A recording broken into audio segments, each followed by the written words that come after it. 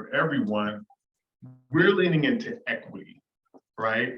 Which also acknowledges that people are coming from different places and that giving everybody the same thing is not really the thing that works. And so we'll make that distinction. We'll talk about knowing the systems to enable equity in the systems.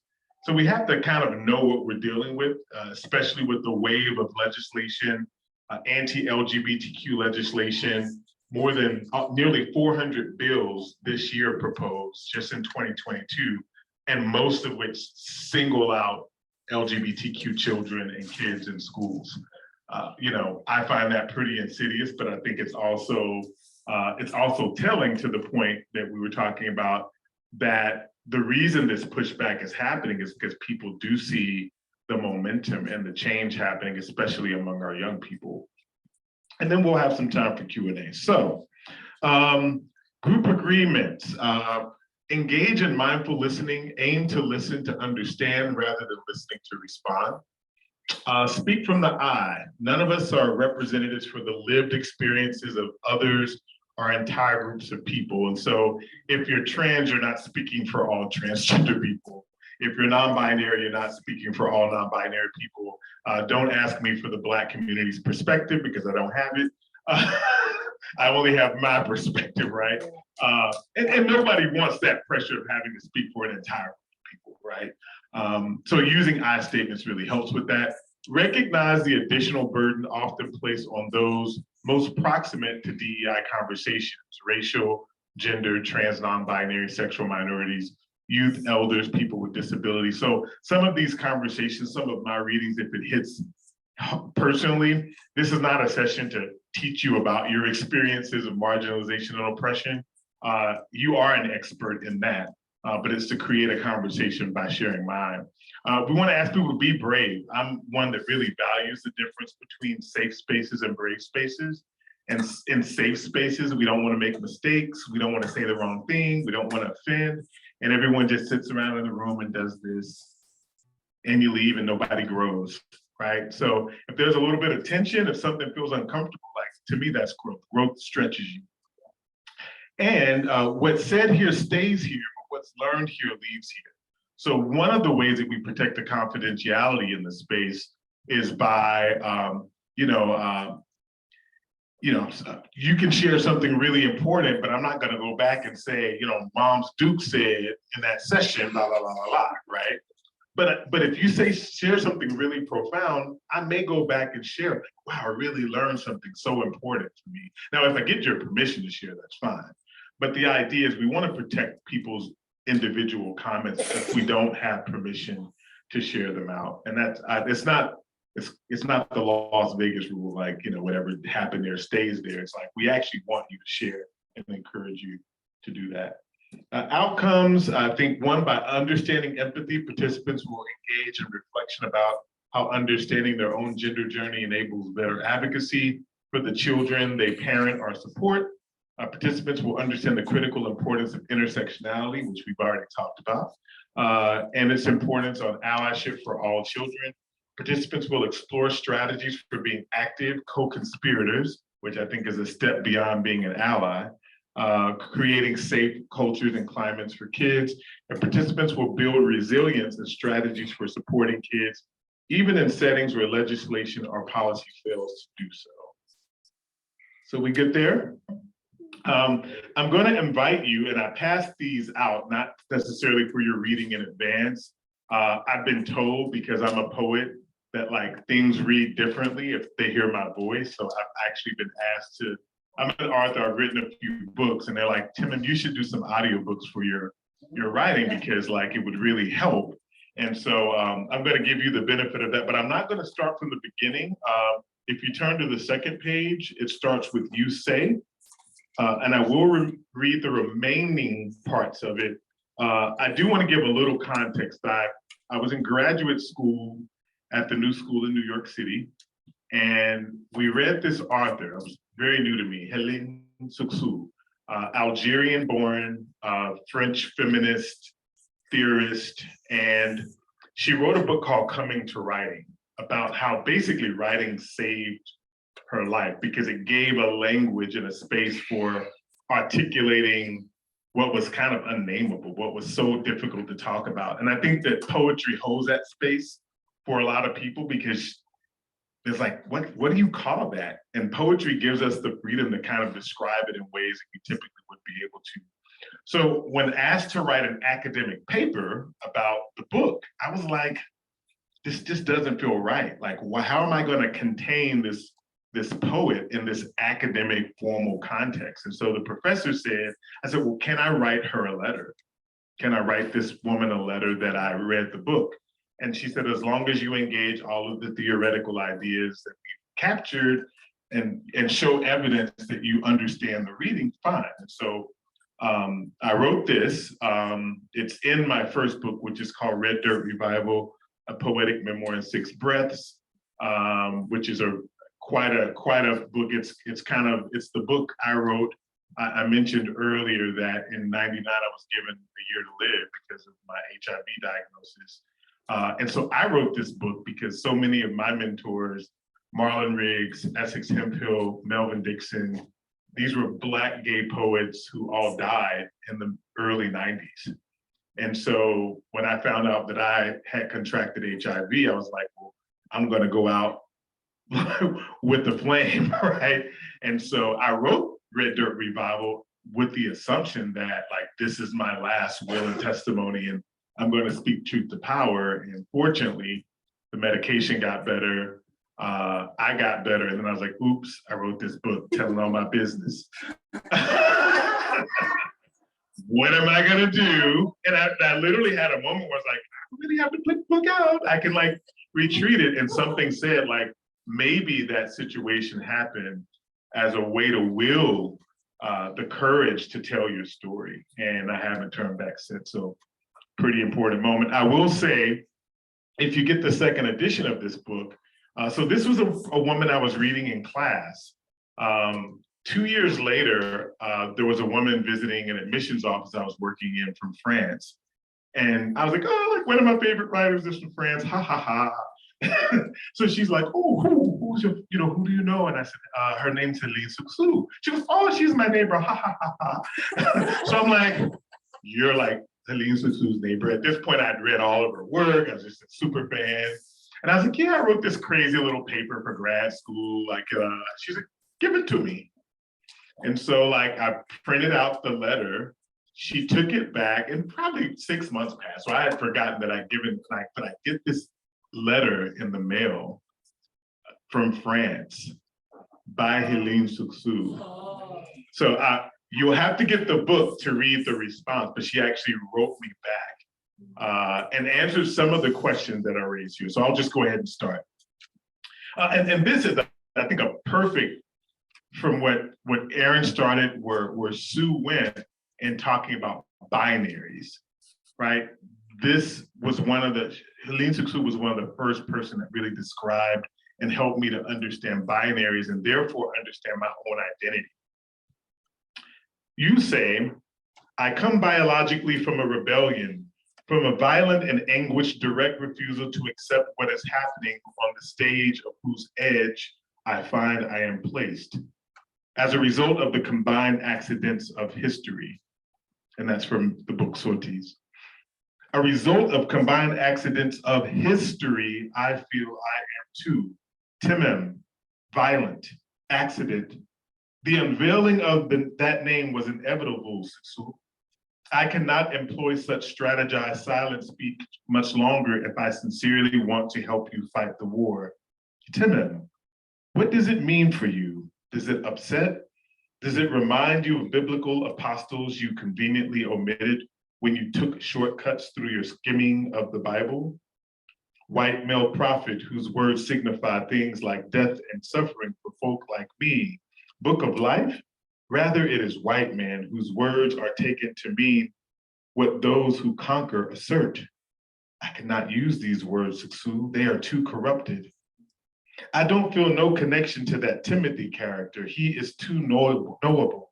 They trapped him in a book, and he can be nothing beyond their translation of him.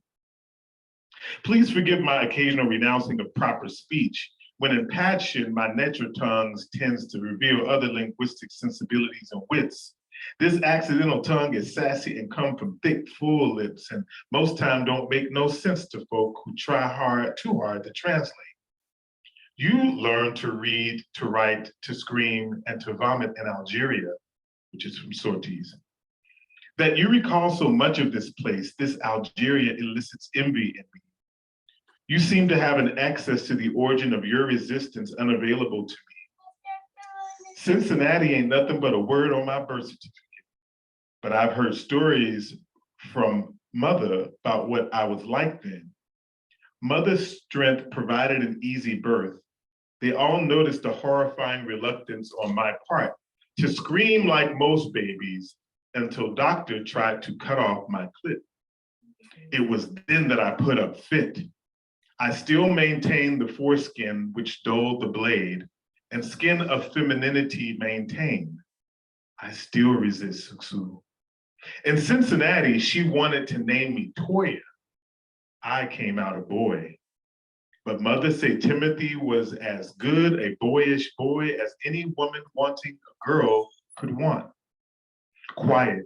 She say I seldom cried out or screamed or vomited like you did, Suksu.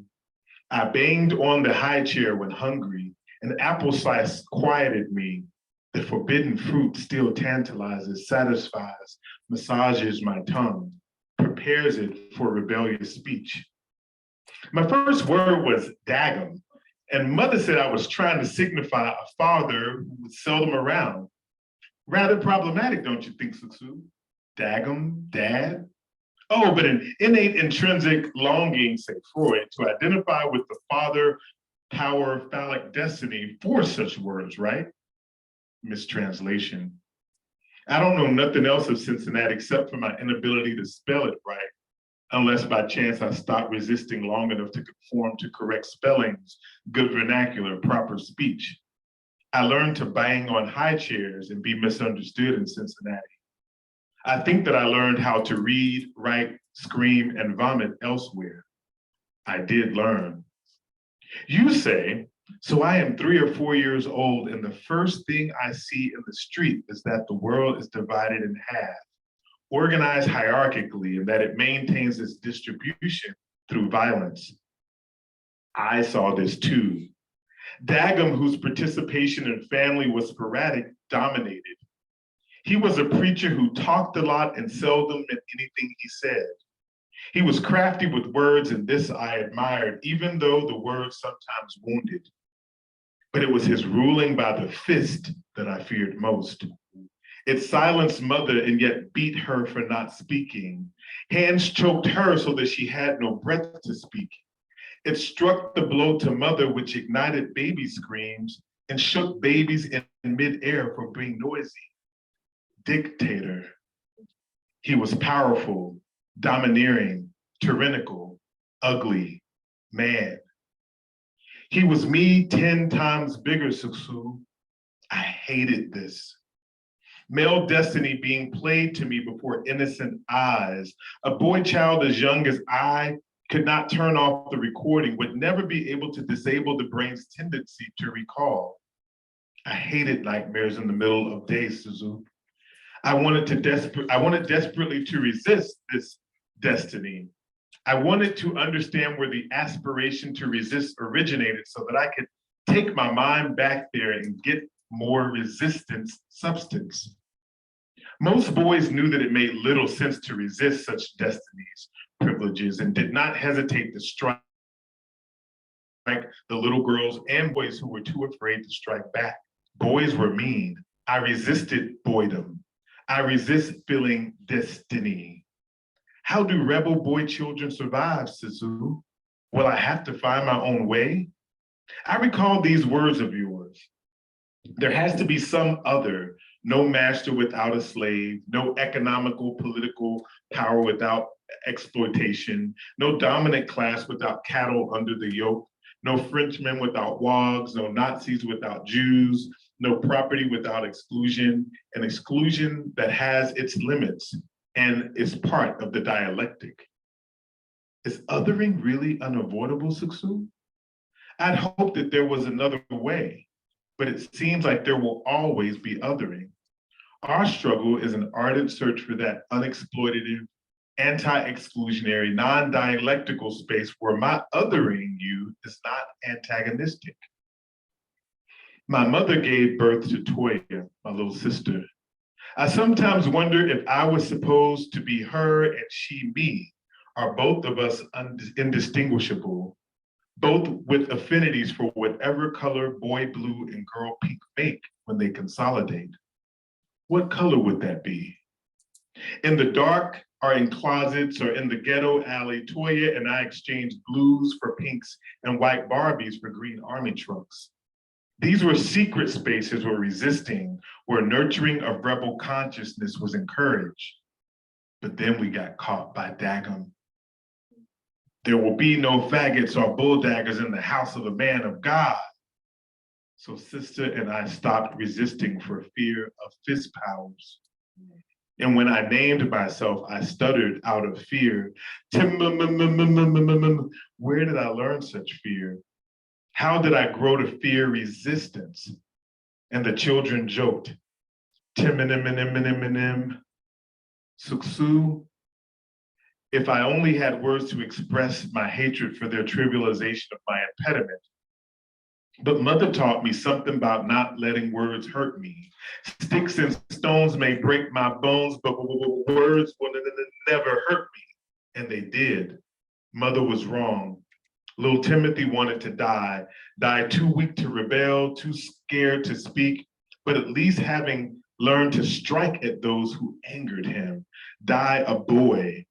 This broad-shouldered little stocky boy child found it terribly difficult to resist any longer. And Sister Toya and I stopped playing together, violent in action.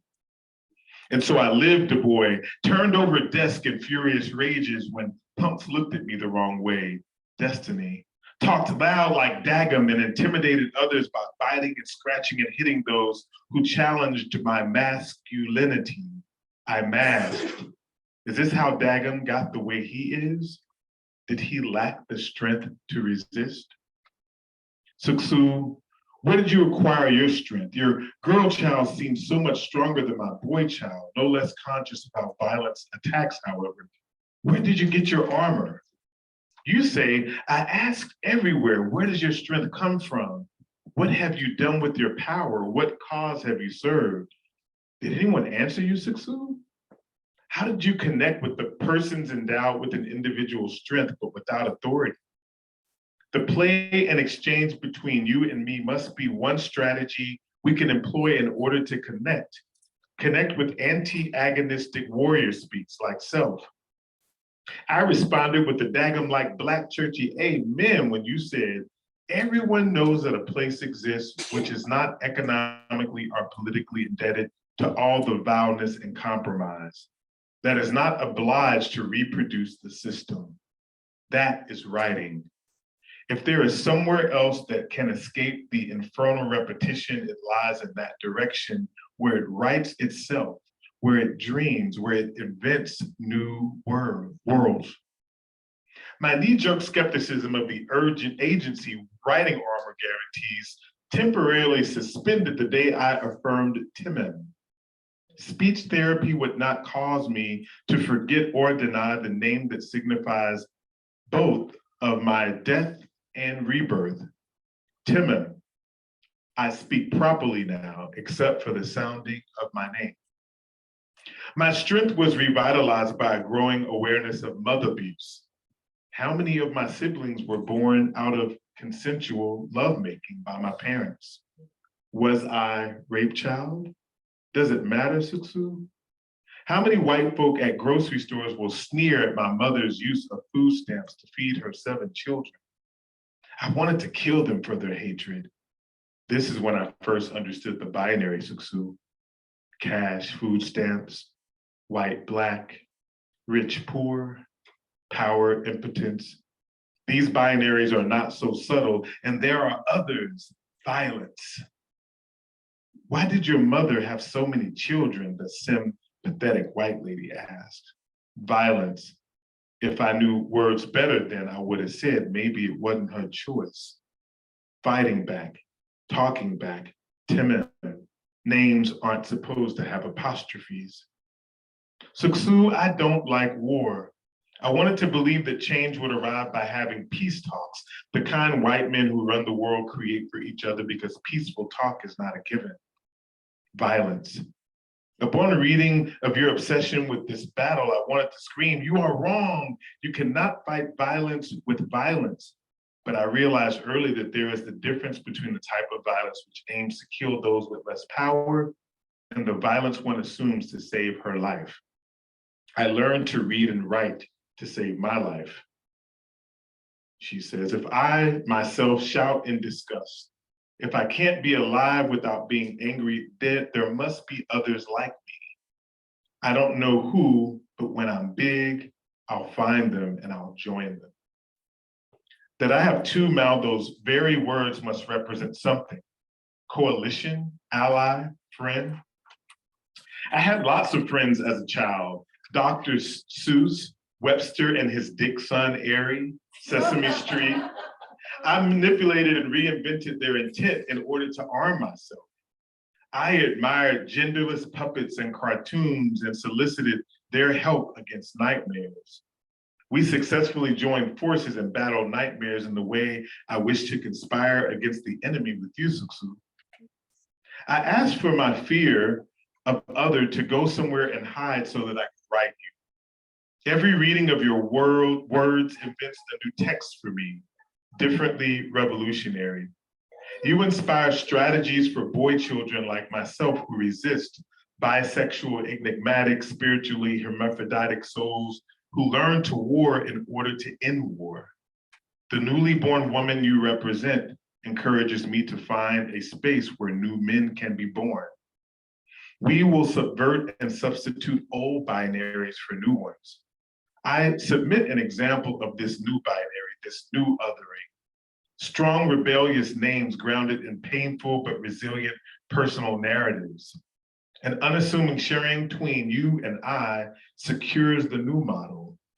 What might it resemble? Suksu Timim?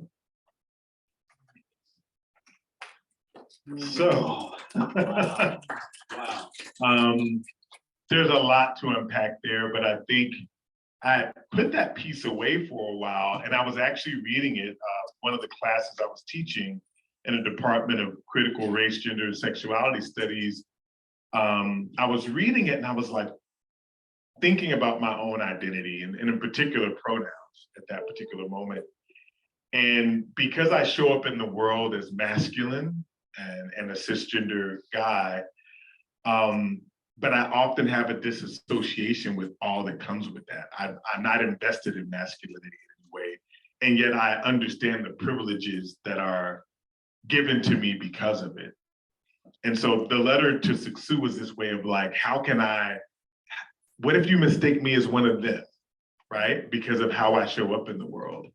And so this really had me thinking a lot about our personal journeys, the policing, so many times in there, like literally the stories were true, playing with my sister over the round with Barbie dolls and green trucks. And I think someone mentioned earlier that in rural settings, like people play together, like your boys and girls play together, but then there being a point where you learn you're not supposed to do that. And they never told you why you weren't supposed to do it, right? Like if there's no, like, why can't you like that color? Boys just don't like pink. There's no explanation for it, right? And so that always puzzled me because adults were supposed to have the answers, but there were certain topics that they would just say it is just the way it is, which to me points to the fact that they were told the same thing. No one ever, because it's not logical that a kid can't like whatever color they like. And so you have this cycle and this repetition of them saying the same thing. So we're gonna actually get out some paper. This is my bio. It'll be in the slide somewhere else, but I want you to write a letter about being gender policed. I want you to consider who will you address it to. Like I wrote to Suksu, this writer that inspired me. It could be a letter to yourself. It could be a letter to someone in your family. It could be a letter to the person that gender policed you. What is a particular instance that was memorable? Is there a moment growing up? And I want you to think as early as possible, because we're talking about trans and non-binary children. And the exercise in empathy is that we all had that moment somewhere where someone said, don't do that, girls don't do that, boys don't do that. And then how did that moment impact your development? Like, was that a mournful experience? Like, did you reflect on it again? Did it make sense? Another example I was talking in the cafeteria about, it was something about second grade. I remember distinctly when I was in kindergarten, first grade, boys could hold hands on the playground. It was just like, it was a safety thing. You held hands and walked around. But I remember second grade, it was like, no, you have to stop. And it just like, why? Like, no one really explained to me like why it was not. It was like, you're too big now to hold the boy's hand. I also noticed that girls didn't necessarily have to stop, right? So like, just a lot of the logic wasn't added up. But I think that one of the disservices we do children is adultism. Yes. We assume kids don't know, that they don't understand, that they're not putting things together and logically making sense of things. And so we say, well, stop doing that. And we're like, okay, the kid's like, why?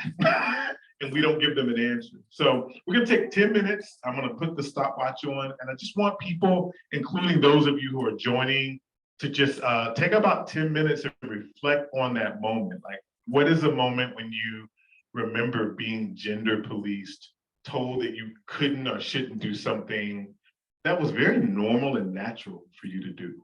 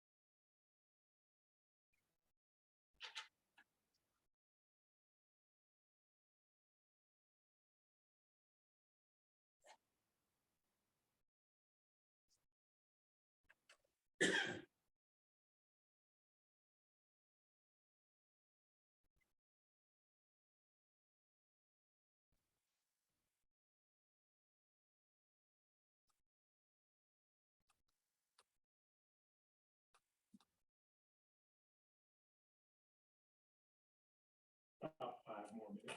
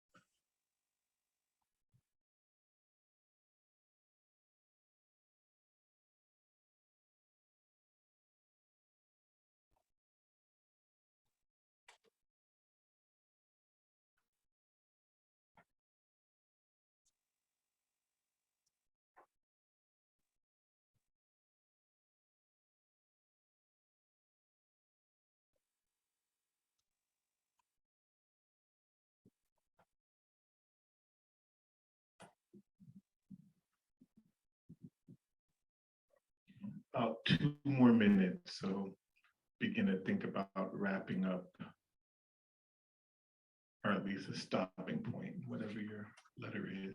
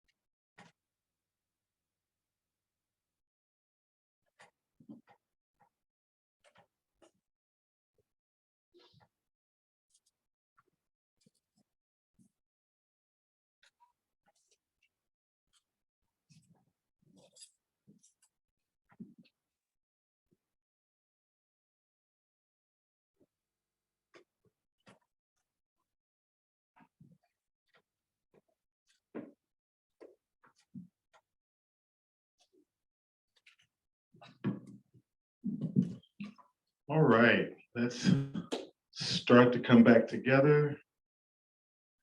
Can we do a little breathing exercise real quick? I'm sure that brought up a lot for people. So let's do we're gonna do a 3 count. So we're gonna inhale, hold it for 3 seconds, and then exhale, okay? So let's all inhale.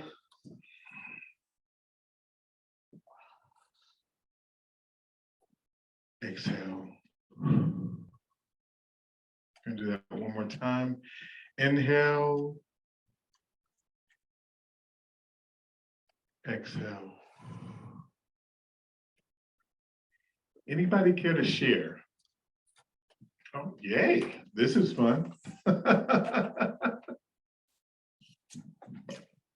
So, just to give you a slight background on this. So I come from a multicultural household. So when it came to religion, I might be in church one week, the mosque the next week, the synagogue the week after that. So a lot of times my mom was working, so my bubby or my grandma would pick us up, me and my cousin. And I had an incident with a lady that was doing the programs for Vacation Bible School named Miss Bailey. So I wrote it to her. I said, Miss Bailey, I grew up in a liberated household / family. I said, but you may not have known that. My mom didn't know how to deal with kinky coarse hair. I said too well. So my cousin braided my hair along with her son's. I remember you asking where my beads or barrettes were and telling me that the cornrows that were neatly braided to the back of my head made me look like a little boy. I said, and she also told me, boys, that's a boy's hairstyle. Little girls don't wear that hairstyle. I said, I also remember you telling me that little boys were only allowed to wear suits in the program that we performed, and that I should have on a pretty little dress. I said, I was 4 or 5 years old. I said, but you didn't know what you were in store for. I said, because when my grandma came to pick me up, I said, you may not have noticed that she was only 4'11". I said, but all I know is after she spoke to you, the rest of the time, you did not ask me anything about what I wore or how my hair looked. I want to thank you, Bubby, for always loving me as I am. Love it. We'll take 2 others, C3, and then we'll go to you.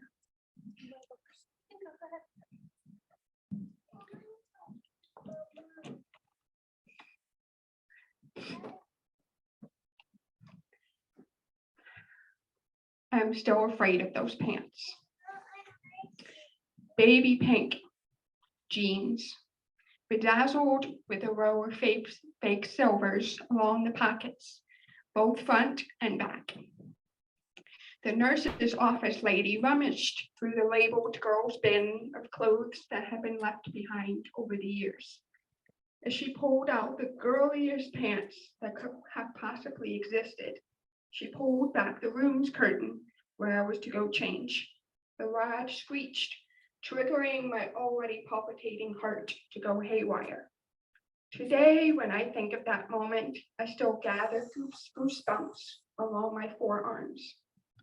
The pink bedazzled jeans were placed on the bed.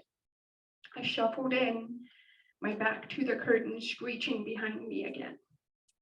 I unbuttoned my favorite pants. They were covered in mud.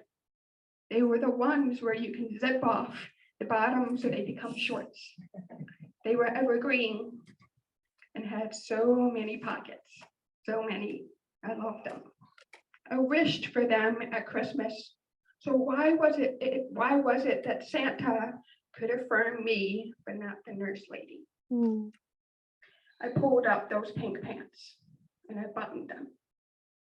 And then I cried and cried. Oh. I was sent to the principal's office. They called my mama. As soon as she pulled up the car, I ran to her, hoping that none of my friends saw me.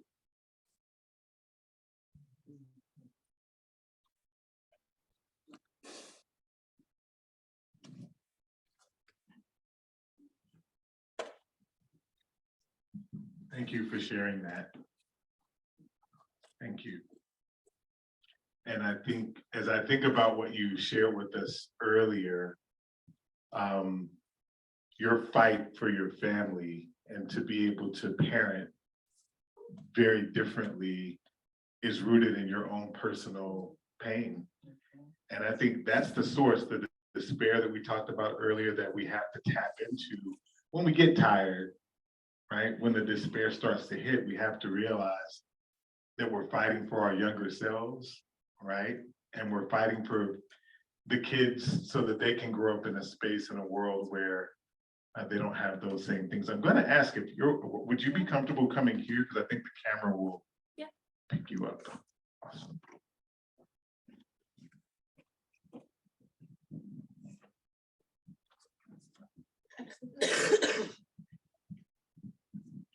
To the person staring at me in the bathroom, I'm allowed to relieve myself too.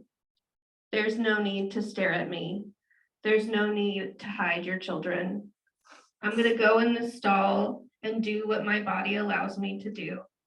And you don't get to inspect the process. Believe me when I tell you I'm only here because I have to be. Urinating in public is generally frowned upon. But I believe even if I opted for that, you would, you would still sound the alarm of your discomfort, just as you're doing now when I'm behind closed doors. I will wash my hands and scrub away my germs, but I fear no amount of water will wash away your insistent stare. I was baptized in water and reaffirmed in my creativity, resourcefulness, and wholeness. And I can tell you for sure, Jesus doesn't care where I pee. Wow. I'm sure there's so many other stories. I feel like we should do an anthology, Michael, like based on the start of this exercise and just people really sharing these stories. I also want to encourage those of you who are writing or still processing that this is the beginning of something you can continue to do. One of the things that Saksu says is that she felt that it was through writing that healing was possible, right? And there is something about being able to just put it down that like frees you from the trauma of that moment because you allow yourself to speak about it. We're going to take a moment and actually look at a video clip. This is one of my favorite video clips. How many people know who Janet Mock is? So interestingly, I hadn't seen this clip, but in this particular clip, Janet Mock talks about the gender policing that her father did as she's growing up. And one of the things I want people to listen for, because we're gonna get to empathy next, and like, why were you talking about empathy? What I found really powerful about Janet Mock's testimony is the amount of empathy she shows her father. Right, so one of the things I would really want to, because it's easy to be empathetic with people you already agree with, right? That's the fun empathy, right? That's like, oh, like I identify with you, yeah, that's great. But when someone has hurt you, right? When it's the nurse or the person staring at you in the bathroom, it's a much harder reach to try to understand how their worldview and the bubble they grew up in or the echo chambers created a person that is confronting that. But I also think that is where the power in changing hearts and minds is in our capacity to be better than they are, to try to understand them even when they're not trying to understand us. And so I want us to listen to Janet's testimony as an example of that. Talk about it. I say I always know as a girl as a defense against the louder world that tells me that who I am, if I believe myself to be, is wrong. Should you remain silent? And so I feel like that I've always known I was me. My mom loves to say that very young, I was very adamant about my identity, about the things I wanted to do, how I wanted to express myself as a very feminine child. And I know that in a culture that demeans and values femininity, it's oftentimes difficult for parents who are dealing with children, right, to just let them kind of explore and find who they are. But I was one of those kids that had a very affirming family, so I kind of do that. But there were still those moments where the affirmation wasn't there. Yeah, when my dad would side eye, and he was like, "Boy, you need to cut that out." Even though my father is a Southern man, Baptist from Dallas, Texas, with roots in Louisiana, and so my father, who was in the Navy, was very much vocal about like his son not acting like a sissy, and those I talk about how that was one of the first like labels I remember about myself as sissy, and how it then numbed me to greater words that came on, sharper words that were really to my body.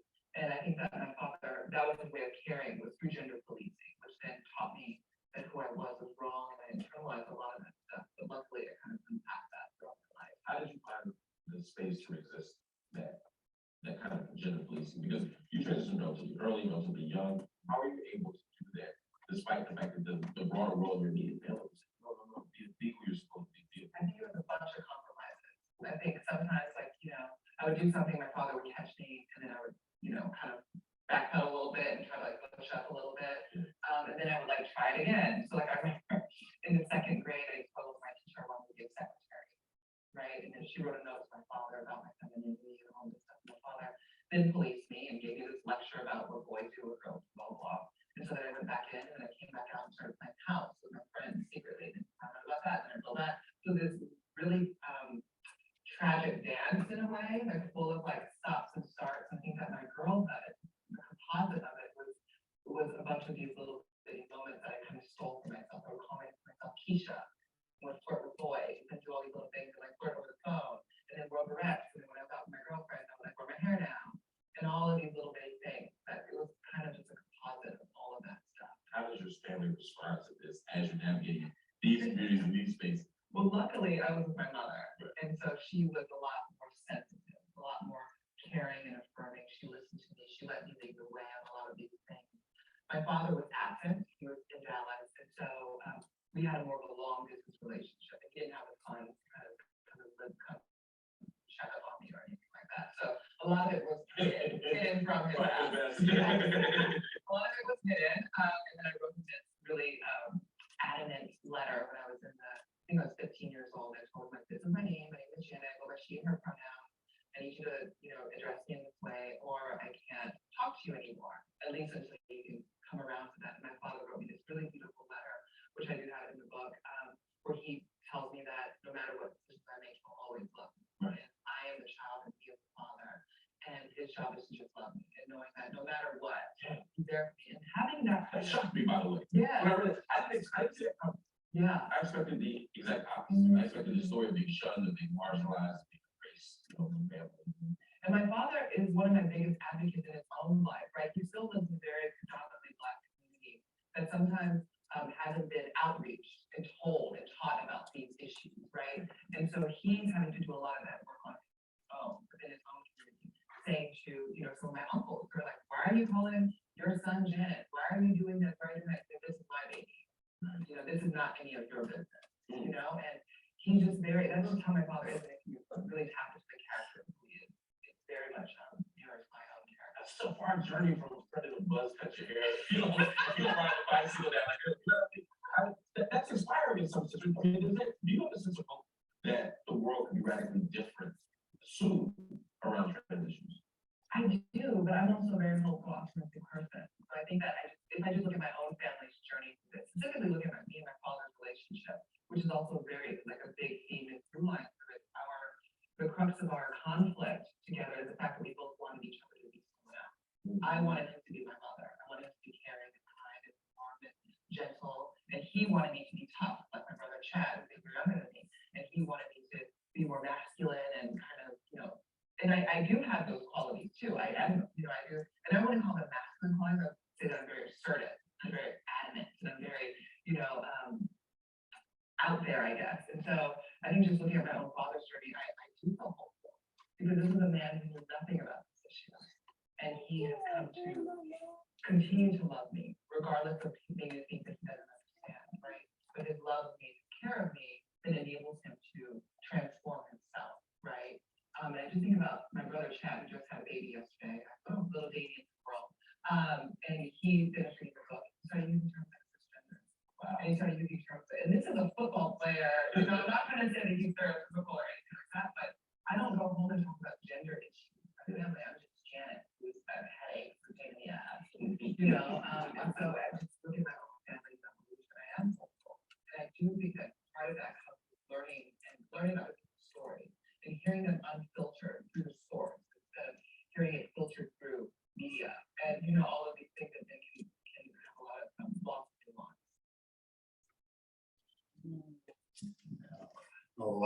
said there. I think what really stands to me is the sharing of personal stories, right? And it's very easy to mythologize a people you don't know. I think about, Erin, your story of how people voted when you first tried to, get that done, and then having the individual conversations, sitting and having dinner, and how unanimously the things were different. People mythologize and vilify what they don't know. And so I think sometimes our strides to change legislation, and this may be radical, is not actually the thing we should focus on, right? And that's not to say that we don't vote in the way that we vote, but I think to hold all the power through how we vote is not the only way, because guess what? What if the vote doesn't go in our direction? We still got to do the work, right? So it's kind of a both and, yeah, vote and vote for people who follow and believe in who we are, but let's also have those tough conversations and give people the opportunity to know our stories. Just curious to give a moment, what are other reflections are people gathering from Janet Mock's story? I found it really, I found the empathy piece, right? That she said she actually made an equation between her and her father, which I thought was powerful. She said, I wanted him to be somebody different, and he wanted me to be somebody different. I was like, wow. Yeah. Like, Well, then he writes the letter, right?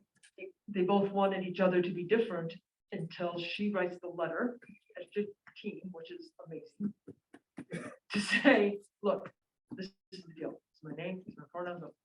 And she gets this letter back that is not, right?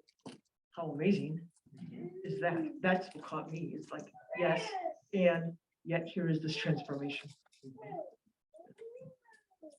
I think it's also about the ways that things hit home differently when it's close, right? That I don't know that he would have gone on that journey if it wasn't, his daughter like coming out about her transition. He probably would have been with the other Black Baptist guys in Texas talking about how awful trans people are, right? So there's something about that proximity and being able to share that story. Any other reflections before we move ahead? Yes. I think just showing, I'm right here. So Okay. I think just showing like what you were saying, the proximity, the significance of relationship, and how because Janet and her dad were able to have that connection because they had a relationship, how important it is for us, even with those who disagree with us or those who are so diametrically opposed to what we believe, having relationship or creating relationship can make the difference in having understanding. Absolutely. I think you're right. And I also think that people who come to know and like you, it's harder for them to hate you. Yes. Right. And I think sometimes if I go into a room and I'm like, trans rights now, it's like, okay, they don't know me. They ain't gotta like me. Right. And so sometimes I forgo where I'm trying to, like, I know I want to get them there. I remember doing a presentation in South Georgia. It was like south of like Albany. So that's like Albany. is it called Albany. Albany? Yeah. So, and this was literally one of these places where like, when you're gonna go down the road and when you see the cows turn left, and I was like, what am I doing down here about to talk about trans issues, right? Like, am I gonna be safe? And so I get there and something in me said, I know the road where you turn left by the cows. I grew up in Arkansas. I was president of Future Farmers of America. Like, I'm a 4-H kid. I was a forestry guy. And so before I got into any of the trans stuff, I talked about my background. I talked about growing up in the rural setting and people were high-fiving each other. So guess what? They liked me. I gave them about 10 minutes to get to know me. And I thought about what we had in common, right? The things that I could pick up on. And guess what? That conversation about trans people went pretty smoothly. All of a sudden people are talking about, well, yeah, there's this cousin in my family, and da-da-da-da. And so people start opening up. But if I come in and say, well, I'm gonna talk to you about how transphobic you are, it's over, right? And so I think our strategies for building these conversations, even with the principal or even with the teacher, maybe the place to start isn't like you're a bad person or you're so wrong for like not, you know, maybe it's about like what is it that you can find. And that's not going to always work. I'm not saying that that's a method, but I think I've found it to be somewhat effective. So we're going to talk a little bit about how empathy fits into that equation. So, all right, I love this quote. What is empathy? Empathy is finding echoes of another person in yourself. That's Mohsin Hamid. So I love that quote because I think it really, a lot of people talk about empathy as perspective taking. And I'm a little skeptical. I don't think you can walk in everybody's shoes, but that's why I like this, finding echoes of another person. It's not exactly their shoes, but it's something familiar in their experience that you haven't had the same experience, but something resonates with you. And I was talking with Aaron during the break about the first time I was a youth. A lot of my work has been in youth work with LGBTQ youth. And I remember this probably 15 years ago, walking through the airport. I was taking some kids on a youth trip, and one of the girls had decided to transition maybe like a few days before. And so this was her first walk in a public space, with her social transition. And I remember being Papa Bear. I wanted to be protective, right? But I was also terribly anxious. And it was just an exercise in empathy for me because I feel like I was taking on the stares and the looks. And I wondered, are people going to think that this is somebody I'm romantically involved? I had so many thoughts going through my head. And, you know, and she walked through with all the confidence in the world. And by the time we got to sit down, I kept thinking to myself, here is someone that prepares to leave her home every day in the courage and confidence of who she is. And I literally had I was like sweating and so anxious. And so it was really a practice in the echoes of like, if this person can do that on a day-to-day basis, I can at least stand up and be an ally and a co-conspirator in that space, because I don't have to think about that when I walk out my door, right? Literally, like, is someone going to be violent to me? Is someone going to say something? Yeah, and what she would experience, a lot of the other young trans women of color that I would work with, are people going to assume that they're prostituting if they're walking at night in the city and they're just trying to get from point A to point B. Some of them would get harassed and arrested because people assume they were, so all of those things. But I think part of this thing is that I think we misunderstand the difference between sympathy and empathy. So one of the things we're going to actually talk about is, one, getting clarity on the difference between those, because I think a lot of the times what we're doing for trans kids is sympathy. And we'll watch this video, and I want to have a conversation and an exercise on the distinction. Sympathy, and why is it very different than sympathy? Empathy fuels connection. Sympathy drives disconnection. Empathy, it's very interesting. Teresa Wiseman is a nursing scholar who studied professions, very diverse professions where empathy is relevant, and came up with 4 qualities of empathy. Perspective taking, the ability to take the perspective of another person or recognize their perspective as their truth. Staying out of judgment, not easy when you enjoy it, as they're supposed to do. Recognizing emotion in other people and then communicating that. Empathy is feeling with people. And to me, I always think of empathy as this kind of sacred space when someone's kind of in a deep hole and they shout out from the bottom and they say, I'm stuck, it's dark, I'm overwhelmed.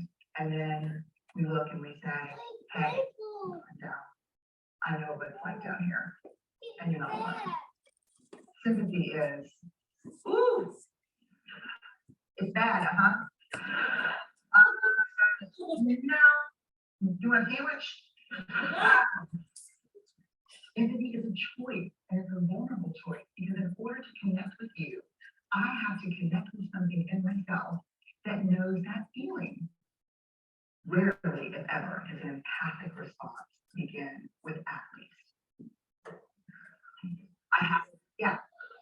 And we do it all the time, because you know what?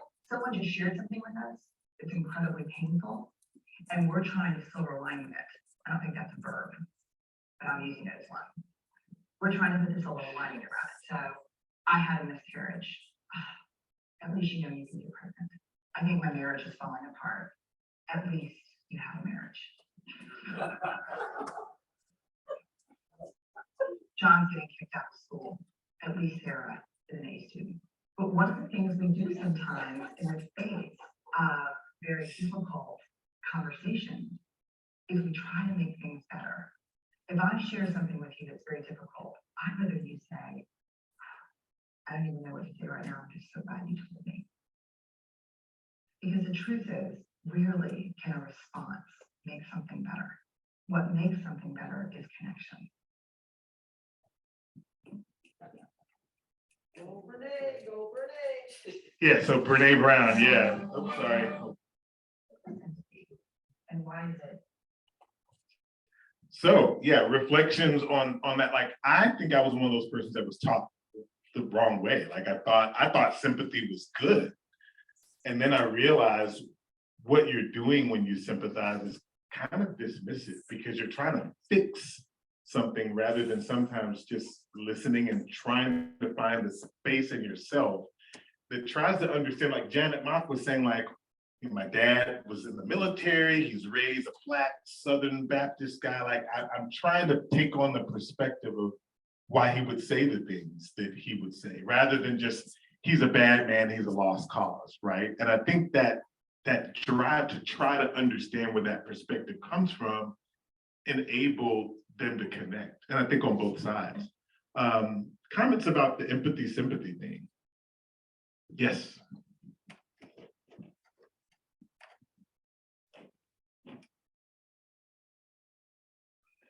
I think there needs to be a space for the sympathy, because I think without the sympathy, there are times you can't get to the empathy. I know for me, when I was really kind of down, it wasn't people who came and said, oh, you know, that's really sad, you really had a rough time. It was the people who actually were able to come and just kind of stand with me and kind of be in that space with me at the time. So the empathetic person was there, but it was also just a kind of sense that there was a sympathy mix. So I think it needs to be kind of a both, either or kind of a thing. I don't know, that's just kind of what I got from that. And also, I kind of want to say, like, I kind of second that, because sometimes I don't necessarily need you to understand the situation, but if you want to offer me a sandwich, I would be greatly appreciative of that. Yeah.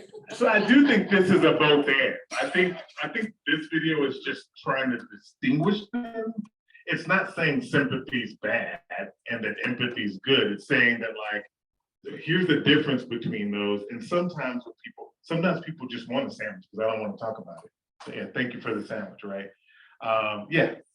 Oh, by the way, a ladybug landed on me. So y'all were dodging it. That, I don't know, I can't count the spots, but I just know that's good luck. So I'm happy that the ladybug landed on me. I have had this ongoing issue for a long time. Like, I'm not trained, obviously. I'm not trained because I have a whole bunch of biological children that I birthed. And I'm not, you know, I do have a little facial. But by me being kind of like always being a masculine type of kid, like in junior high, high school, I was like muscular. I played sports. I played mostly what was considered male dominated sports. Like, I went out for the football team. I was on the wrestling team. I played basketball. I played baseball. And what has been so hard for me to try to figure out where it's like literally broken my family into pieces is I had a family member that felt that I was so masculine. So he set up for me to get sexually assaulted to show me that I'm a girl. And I don't know how to have empathy or sympathy for him. I kind of just want him to kill over and die. And it's been really hard because I was very close to his mother, and it's broken our relationship apart. And I don't know how to rebuild the relationship with her because I don't want to connect with him.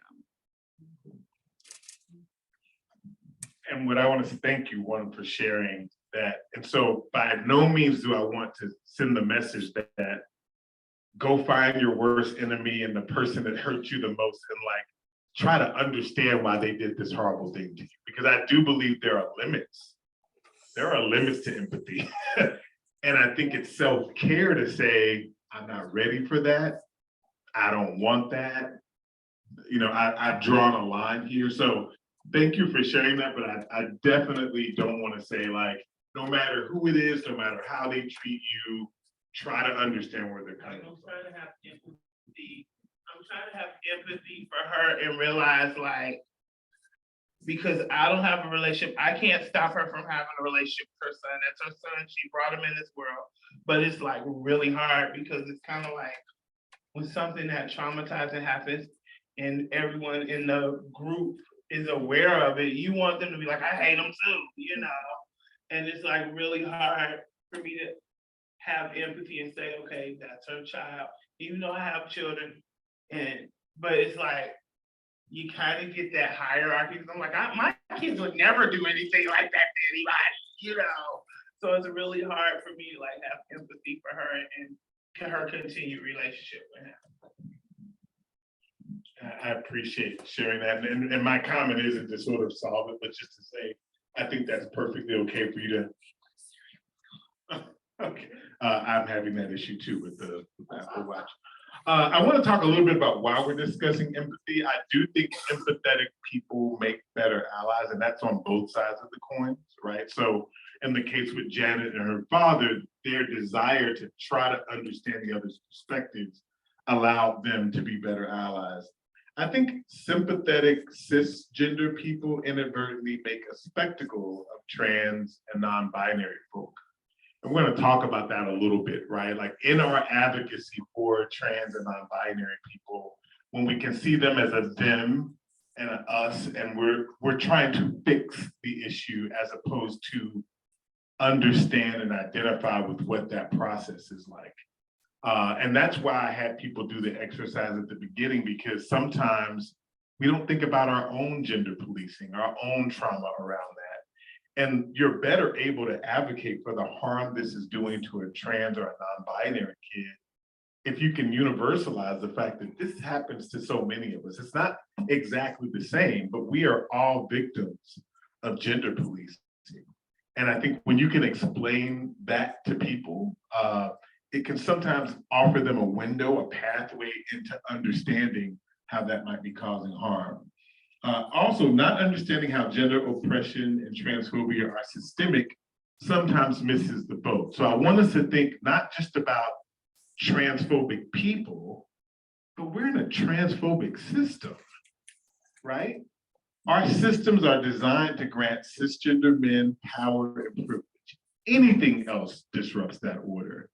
Women being in position of power, and certainly trans and non-binary people. And so I think some of the discussions at the table was around, why are people so afraid of this trans and non-binary thing? Because so much of the order of our world and how power is organized relies on men, cisgender men, remaining in positions of power, and there being other groups of people that are under that. Think for a moment about the TERFs, right? The trans exclusionary radical feminists, right? And so that same kind of, I have to hold on to the little power that I have. And now you have the right weaponizing, you know, women by saying the trans women are going to take over.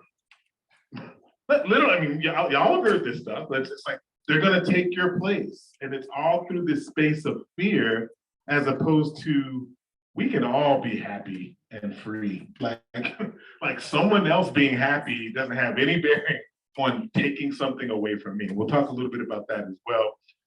We love empathy when empathetic reach is easy and are likely to agree even somewhat with others.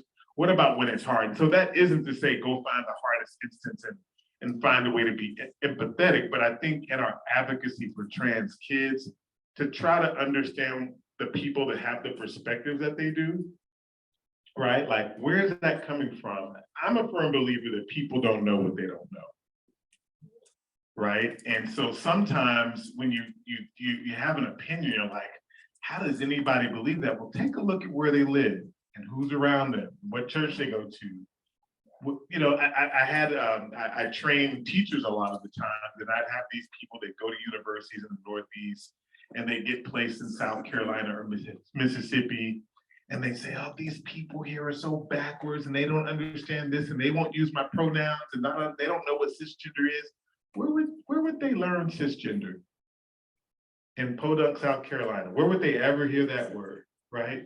So what I asked them to lean into is like, you may be, through your generosity and your patience with them, you may be the person to teach them what that is, right? It's not your responsibility. And by no means am I saying it's the responsibilities of everybody to go and teach, but I think that connection and developing that relationship and them trusting is like, oh, I like this person, so I'm curious. I want to know more about what that is and why that's important to them and why the pronoun thing is important. So let's move on. We're going to do a little exercise here.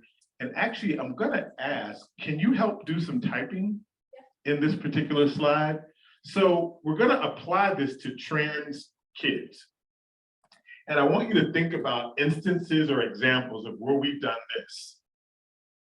Where we've done the sympathy, well, at least, you know. And then I want to give us an opportunity to think about, like, how do we stand in the gap for trans kids in a way it's messy. We don't quite know what the answer is or how to figure it out, but what does it mean to be present, even when the laws are not in our favor, even when there are teachers that are misgendering our children.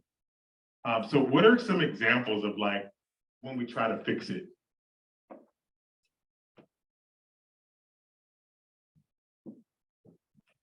Well, I was having a discussion with some of my neighbors, and I asked one of my neighbors, like, what would you do if your son was trans?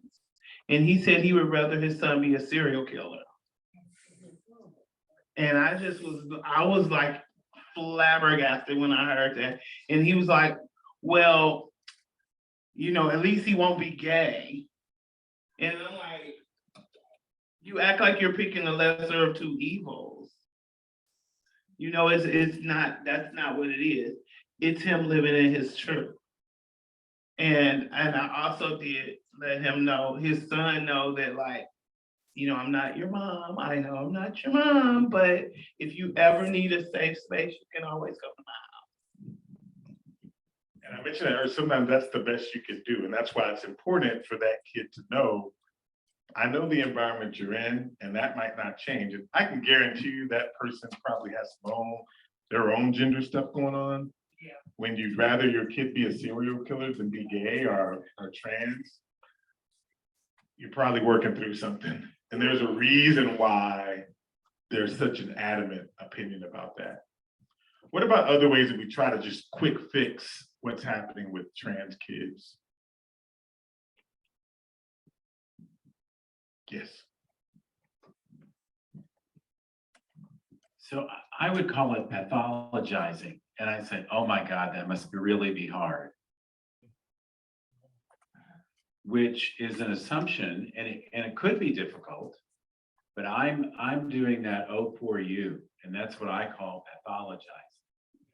And so to me, that would be that kind of statement, which is different from what we talked about, and Mary, you said in London, some kind of sympathy that's genuine. But I'm sort of going, oh God, at least I'm not you. Yeah. Another statement, that must be so hard, which that's not very helpful because they know it's hard. From time to time, I've done transgender support groups. in this particular instance, there was a 16-year-old who had been coming to group for a few weeks. And she came to the group and reported that she had just been kicked out of her home. Her parents told her that they were risking, they really did, they said they were risking their eternal salvation by allowing her to stay in the home. One of the group members said, well, at least you passed really well.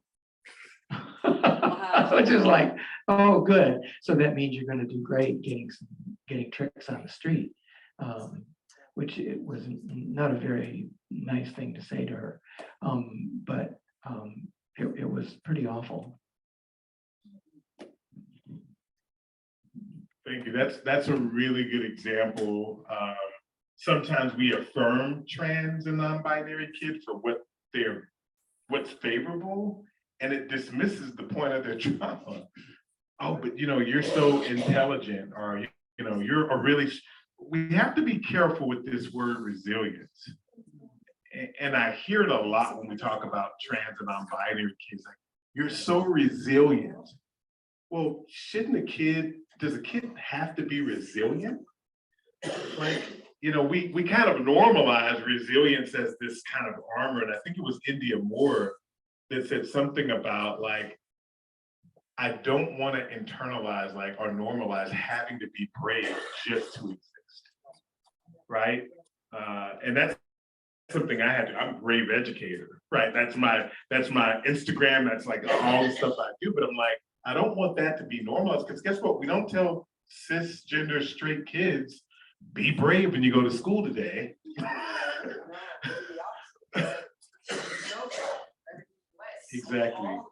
Exactly.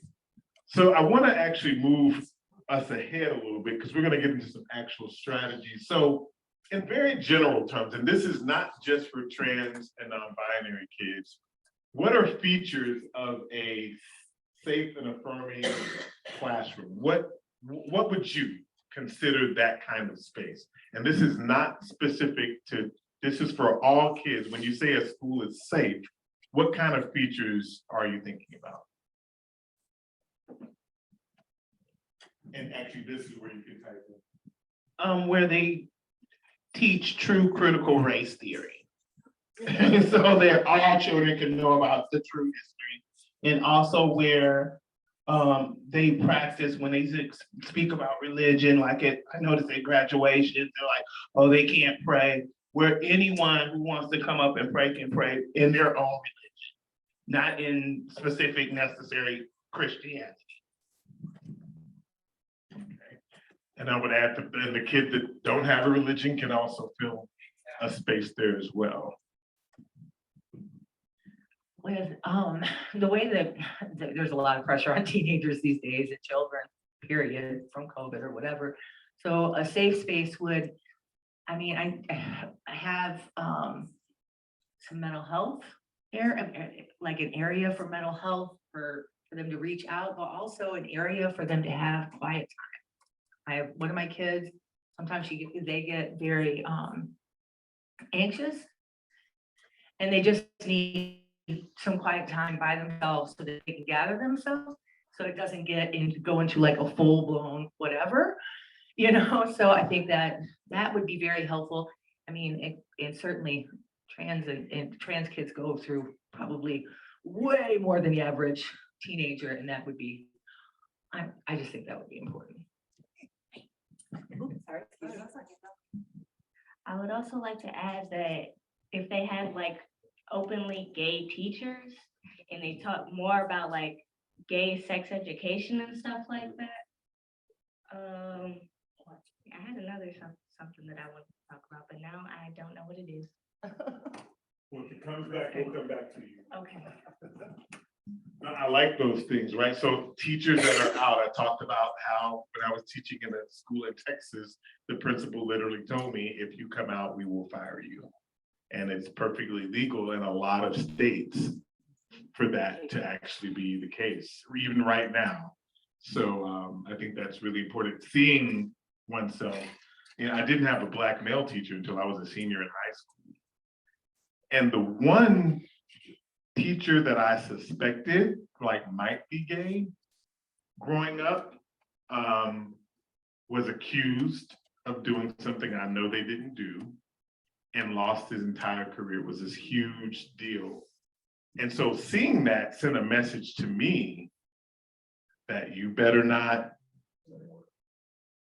everything you worked for, all the degrees you've done, and he had been principal for 20 whatever years, and all of a sudden gone because of an accusation that was later admitted was not even true, but he couldn't go back and get his career. And I think I thought about that as a teacher. I remember having kids come to my room, and especially if they were boys, I'd say, bring 3 friends and leave the door open. Do you mind if I record? Because I was like, I have to protect myself because predatory mythologies are a real thing. But I also learned that there's a real value. And a really quick story on what you just said was I got a letter in the mail, which is a wedding invitation, and I didn't recognize the name. Well, I opened it up and the student said, hey, you didn't actually teach me, but I was at the school where you were a teacher, and this was a school where I could be out. And he said, it was hard for me back in high school, but you were such a popular teacher and everybody loved Papa Bear, and I knew I was gonna be okay. This was a student I didn't even teach directly.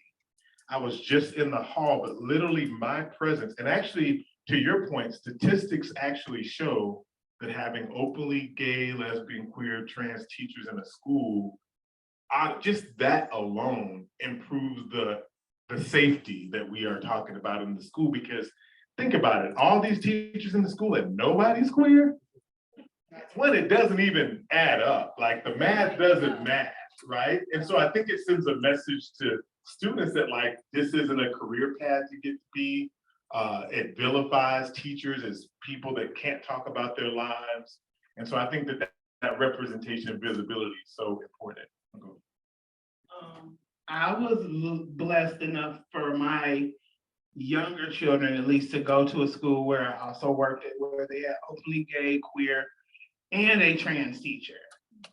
And even though my son is a cis male, it really helped kids in his class understand that whole LGBTQ plus community, because they had teachers and they're like, well, shoot, I don't like him just like I don't like the straight teacher, So it's like, they're the same as everyone else. And I think it helped a lot of kids become more accepting of people in the LGBT plus community. I love that. I'm gonna take your comment. The one thing I will say is, and I frequently say that my presence as an openly Black queer man in the schools where I taught did as much for the straight kids as anybody else. Yeah. They had to challenge their perceptions, and I was a varsity basketball coach too. So I remember when I first came out and I just heard, coach is gay, like in the back of the room. And they talked about it for like a day. And then it was like, okay, you still got to do your line drills, right? But just imagine the importance of that, of having like someone that you respect in your school, that teaches you, that loves you. And I had one kid said, I'm going to be a different father because I had you as a teacher.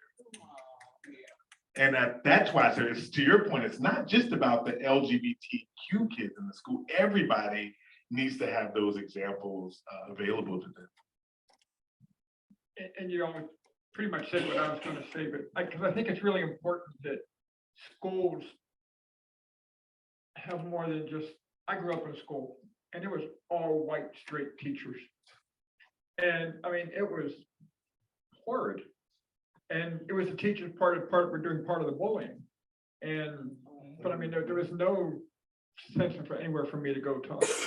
But what I did have happen is something aside to this, because I think it adds to what the importance is I was just working where I worked, and I had a woman come to me and say, because of you being here, when my son came to me and said, I'm trans, I didn't freak out. And that just meant more to me than anything else. So I think what we need to do is, when you talk about a school that's affirming and safe. I don't think you can have that unless you start at the top and start looking at, we got diverse teachers. We have to have, we have to have a community that represents the community. And I don't know how that's gonna happen because of all the fear that is there. I think that's the only way you can start making something like that. You said something really important. I'm gonna take your comment, but I always say when I go into schools and there's an unsafe environment, a transphobic environment, the first thing I look at is the principal. Because there's a trickle down effect. If you have a principal that's saying to kids, don't use that word, that's harmful, you literally will see that trickle down to the teachers and then the students. And so I always think it starts with the leadership. And just like these loud parents on the right, are saying, don't do this, I think we got to learn from the way they've mobilized, because there are a lot of parents in the space that are supportive of LGBT issues, that want their people to learn inclusion. But guess what? We're not as loud as the other side. And I think that's something that needs to change. We need to organize. Actually, you remember this, we were talking about Cincinnati, conservative of Cincinnati, and there was a student that the students at the school made her prom queen as a joke. And she was trans. And so they were doing it as a mean joke, but guess what? The entire community sent out messages, it was all over, and all these people showed up during the homecoming or whatever parade to celebrate this trend. And it wasn't what people expected, because people mobilized and got behind that. And guess what? They're like, oh, they actually have allies. They actually have people that have their back. And it was important for her to see, right? She may go back to that school, those kids may still be mean, but she knows I have people that support me. I remember what I was gonna say. I was gonna say, like, having certain words in LGBTQ slurs prohibited, because some schools do not make rules about that. They're like, go ahead, say the T word, say the F word, or even words like the R word. Like, those need to be banned immediately. Common sense. Yeah. I agree. And whenever I was in the hall, I would reprimand it, not just for the kid that said it. I wanted the other kids around to see someone in this building said that's not right.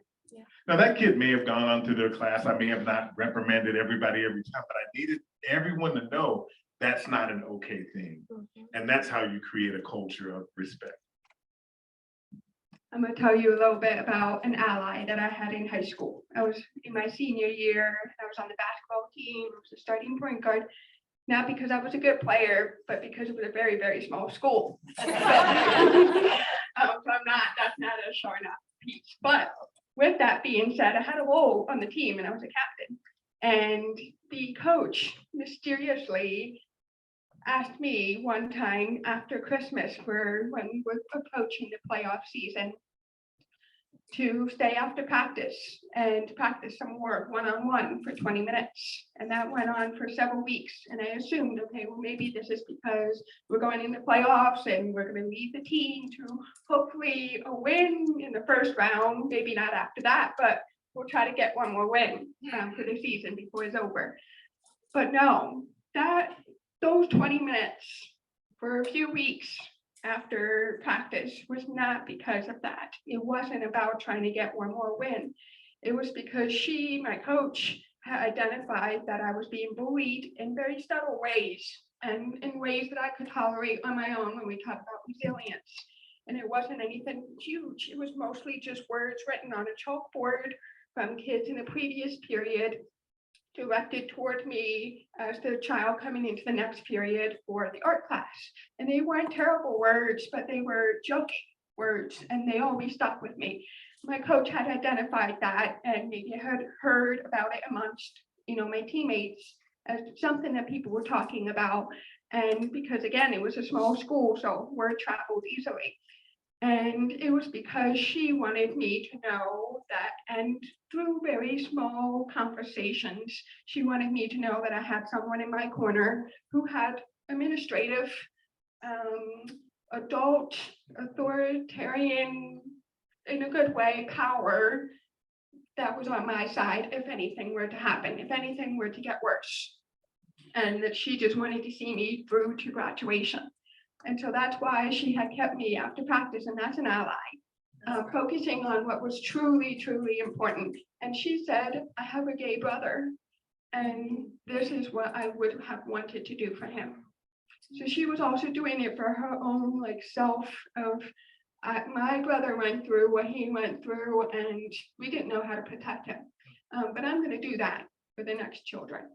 So I think we can pull a number of things from that message.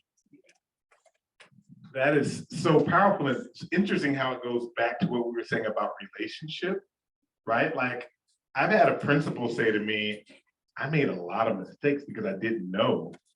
And she said, meeting you, you know, I can't go back and undo what I did wrong, but because I formed this relationship going forward, and she ended up becoming a principal in DC that like, in DC at that time still didn't have like district-wide policies, but she wrote a letter to all her parents saying, there's a new student in second grade, she uses these pronouns, and this was a teacher, Black woman from Chicago, deciding I learned from my mistakes before, and because I know better now, because I've had these relationships, I can do better. And I think that was exactly the case with your person. I want to go a little bit ahead. I know we're getting close to time. So how many people have seen this wheel of power and privilege? So there's a diversity wheel, but this one is power and privilege. So really quick, if you have a piece of paper, the wheel in the middle is the closer you have to power. The one the one closest to the middle is the most power. So we have citizen, white, post-secondary, which post-secondary education, able-bodied, heterosexual, neurotypical, robust, which means like mentally in terms of mental health, strong, slim, owns property, rich, and English, right?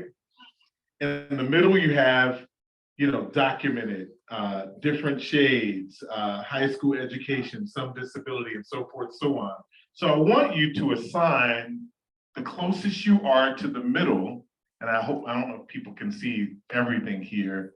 Just look around and see how many of these identities are you in the middle, and at the center, how many of these are you in the middle, and how many of these are you on the outside? Right. Yeah, I know people are having to come up to look at this, so.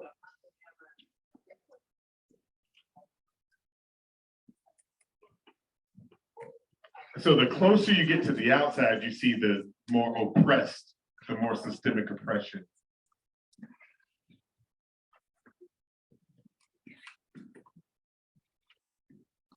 Okay, that was easy. On two. There we go. On two. I'm a citizen and I'm a post-secondary.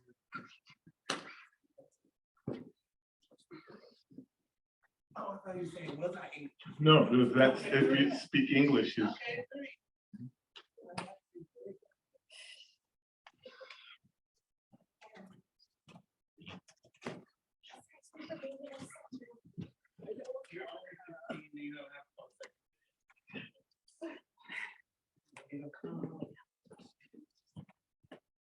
right. People get a pretty good sense of that.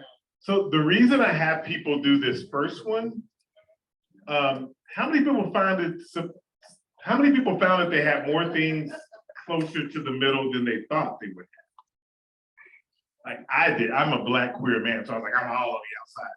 Then I started looking at it, I was like, oh, I actually own a home. I got a post-secondary education. Like, and it really, I'm a citizen. Like, I don't even think like, wow, that's a privilege to be a citizen. Like, no one questions my being a citizen in the United States. And I don't think about that. So the reason this exercise is important is for all the things that you have in the middle, think about the people on the opposite side of that, right? And this is where the empathy really comes in, right? Like, I don't think about my citizenship.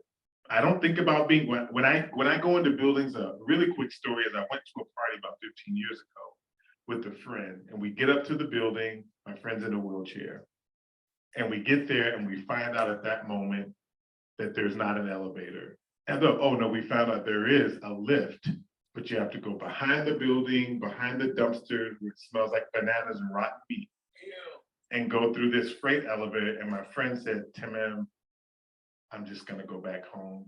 You stay and enjoy the party. Do you think I stayed? No. Nah. I mean, I was disgusted at that point, but I was also ashamed because I didn't think to check. I just assumed because it doesn't make a difference to me. When I go to places, I don't think about, is there an elevator? Guess what? Ever since that happened, no matter what building I go into, I'm thinking, how is this accessible? Or do people have access to it?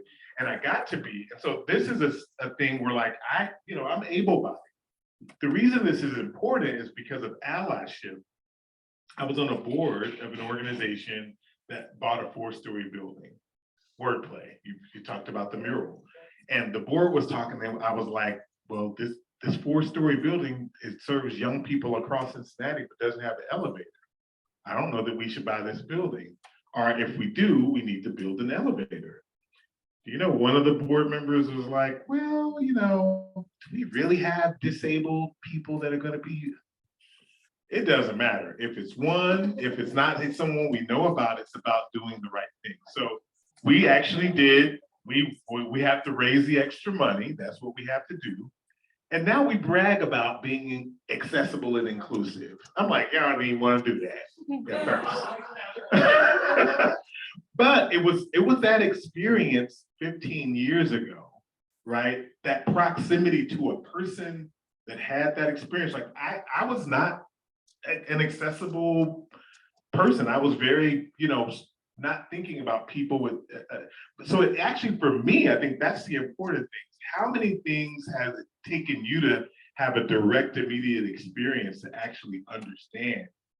And in any of these experiences, right? I went to another country and it was Brazil, and no one spoke English, and I was walking around like, wow, like, and they were so nice. I'm like, I don't know that Americans are as nice to people that don't speak English, right? But it gave me that experience, really opened my eyes to understanding how important it is around any of those things. So I wanted to show this as a way of saying, the next slide was going to essentially be, I was going to have people do a thought experiment of thinking about a trans or non-binary person or kid in your life and identifying where they fit on this wheel, right? And so if you think about that, like when we talked about safe schools, right? Like mental health services and whatever, but if we add the idea of being trans, like bathroom is going to come up, right? Because that's something we may take for granted, but that's a hugely important thing to a trans kid. The ability to play on a sports team in a country where multiple states have banned trans kids from being able to access athletics.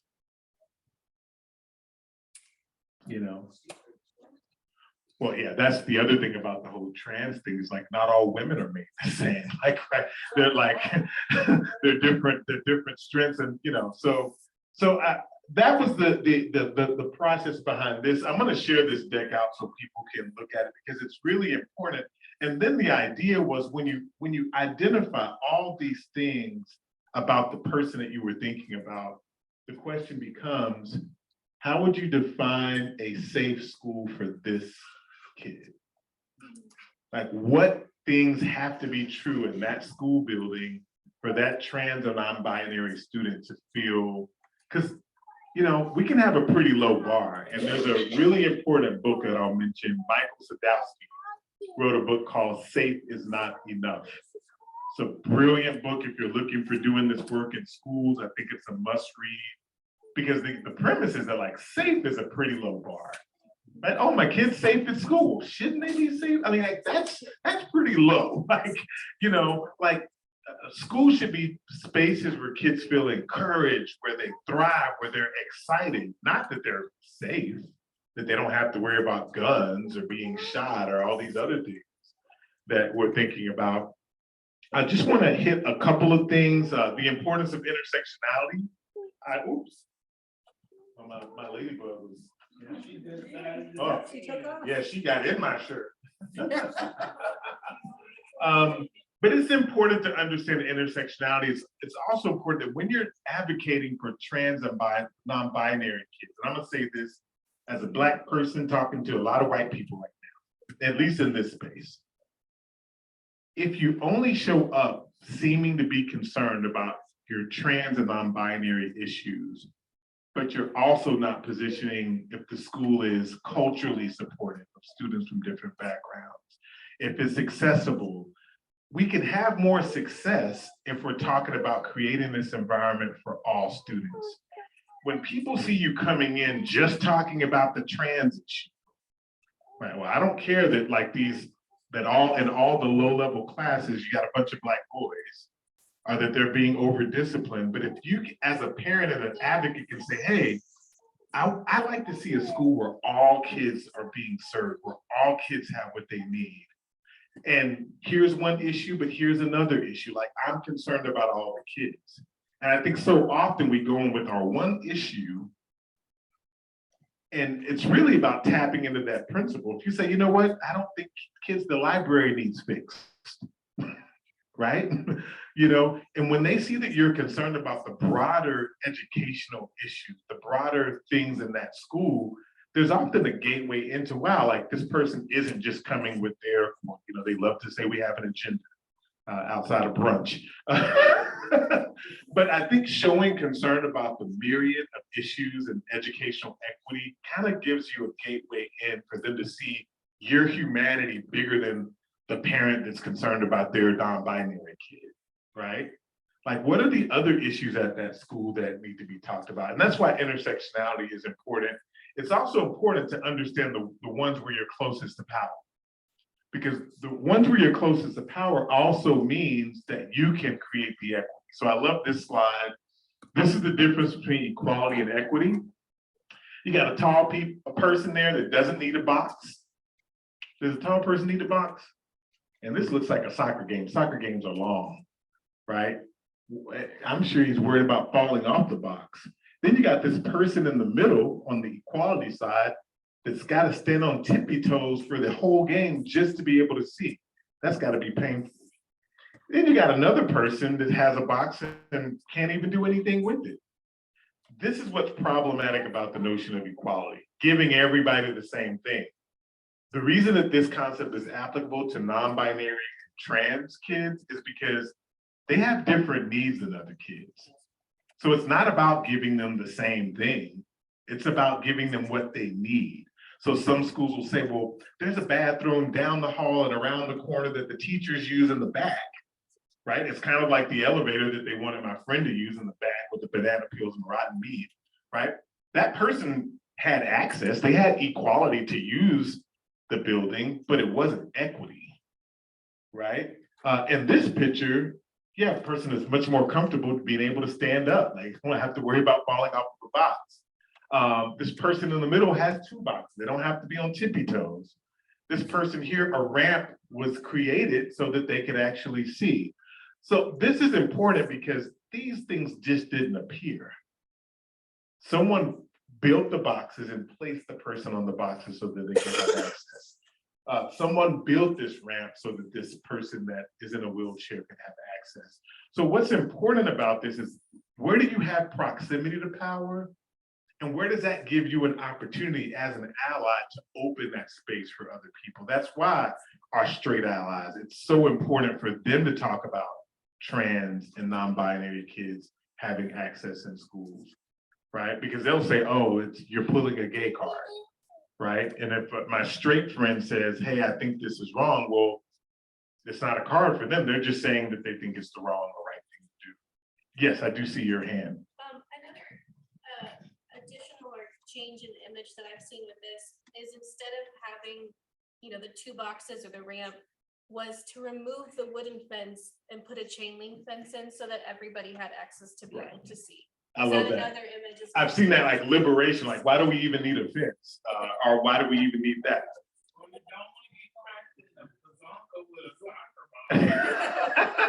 Well, but if the chain link fence is there, they can see through it. Here's another image.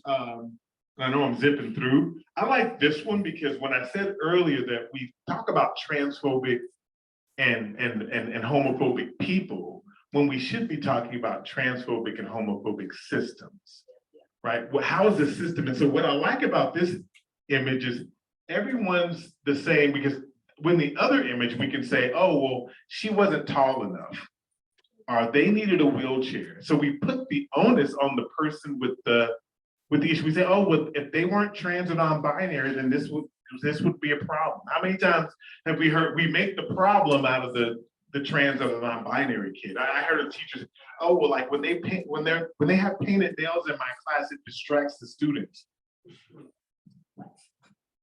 How are you teaching that they're paying attention to somebody's nails instead of your lesson? It's the question I want to ask, right? So we make the people the problem. So what this illustrates, it's not the people that are the problem, it's the system. And people are starting at a different place than other people. So you have someone here that doesn't need the box. You have a person in the middle, again, on their tippy toes. Guess what? The third person on equality. You see something that I see in that slide? Look really closely. How are they seeing the game? They've broken a hole through the fence. So that's what our trans and non-binary kids, in order to have access to get what they need, they will do what they have to in order to get what they need if we don't provide them those resources. I was in Chicago and they had a statistics that queer and trans kids were 2 to 3 times more likely to bring a weapon to school, right? And I was like, well, this is not about vilifying queer and trans kids. Guess why they're doing that? Because day after day, they've been picked on, beaten on, picked on. You tell the teacher, you tell the principal, and nothing changes. So at some point, they're like, I got to do what I need to protect myself, which is why zero tolerance policies at schools disproportionately impact LGBTQ students. When the trans girl finally gets fed up and decides to fight back, all of a sudden, she's in juvenile system, right? They're the problem. Like if they didn't show up like that, then they wouldn't get picked on. So I think we really have to address those systems. What is a system? To your point, I thought you had a great solution. Why are these words permissible in school? That's a system. It's not even about the person that says it. Because the person that says it doesn't make the rules. It's like, should the principal or the school board be deciding that there are words that are harmful, that are hateful language that we want to make sure are not allowable in this environment? Right? And that's a systems approach and not like bad person, because then you can hold the person accountable once the rules are there. And I just want to say that that really does start at the top, and it's like it trickles down all the way, all the time. And it's the reason we need to get involved. I just got into like a broken record. And you guys are gonna be like, stop, Pat, stop. But we have to get involved locally. We have to be there. We have to get there together. And we have to tell people that it's not okay. And we have to help build that equitable solution. And we have to show people that it's possible. Because I just think that, like you said, we're not getting there. The other side has done a really good job of mobilizing and vilifying what's normal, you know? So I just can't stop saying that, because it is really possible. And in the interest of time, I'm going to zip ahead because I know we're a little over time, but I actually want to give us, in order to make this possible, one thing was, what are systemic barriers to transgender and non-binary children experiencing equity in school? I think we know what those things are. We've identified a lot of them. I made some notes here. Anti-transgender legislation, obviously. By no means was I saying the legislation doesn't matter, but it is a huge part of it. And that's something that the right has done well. They've mobilized people to create these barriers that, you know, make it even more difficult for teachers. I know teachers in Florida that are resigning because they're just like, I can't be in an environment where I'm afraid to support a kid by just saying X, Y, or Z. And this is at a time when there's like, you know, unprecedented teacher shortages. How can we mobilize and unify around that? This is not the time to make it harder for people to teach, right? Lack of accountability. So I say that because even in the most progressive school districts, we were talking about Chicago. If you look on paper, they have these fancy, all trans kids will be blah, blah, blah, blah, blah. Guess what? You go deep on the South Side and ask the principal about trans kids, and I'm like, we don't have any trans kids in my school. Yeah, exactly. And that's because there's not accountability. So I say that because it doesn't matter if you have the legislation, if there's no accountability measure, if no one's holding people accountable to actually doing the work, you can write fancy policies. It's just window dressing, right? In those districts, are any of you in districts that have protections for LGBT folks? Right? But what I know Detroit does actually, but how often do you actually hold a principal or a teacher accountable if they don't do something? And I think that's a part of it. Even in the places where we have it, we have to do a better job. Lack of resources. I mentioned this because sometimes I think it's really important for people to hear this.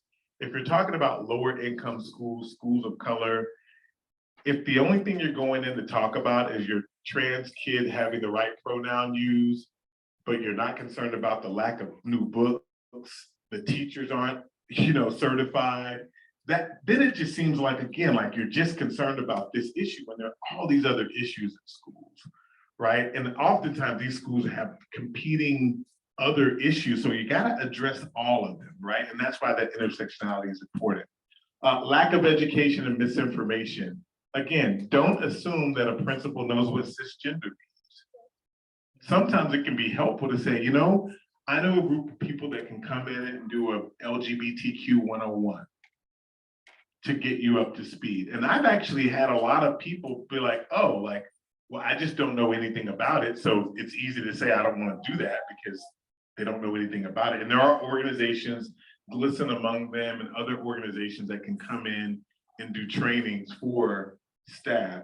Religion is the thing we don't like to talk about, but it's one of the main things that's used in schools.